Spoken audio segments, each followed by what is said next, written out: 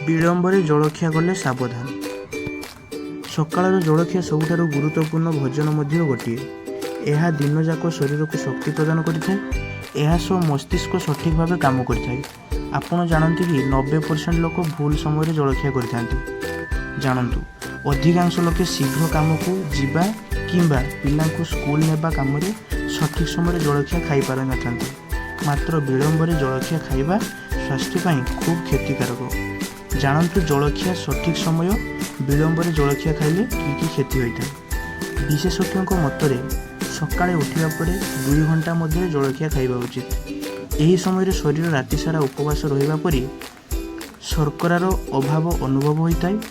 पोषक तत्व भरपूर जलखिया सेवन करने द्वारा शरीर को तुरंत शक्ति मिलता है। दिन जाक सतेज अनुभव होता है। हालिया किंबा थकापण लगी न था। विलंबरे जलखिया खाइबा द्वारा शरीर को शक्तिर अभाव होता है। यह द्वारा थकापण अनुभव होता है। फल कर्म क्षेत्र में प्रभाव पड़ता है। व्यायाम करी हुए नहीं। विलंबरे जलखिया करने द्वारा शर्करार मात्रा ह्रास पाई था। यापर हठात जोर रे भोक लगी था। प्रायतः से ही समय अधिकांश अस्वास्थ्यकर खाद्य खाई था जहाँ ओजन और स्वास्थ्य क्षतिकारक होता है। मोटापण विलंबरे जलखिया करने द्वारा मोटापण वृद्धि होता है। विलंबरे जलखिया करने द्वारा मधुमेह होबार संभावना अधिक थाए।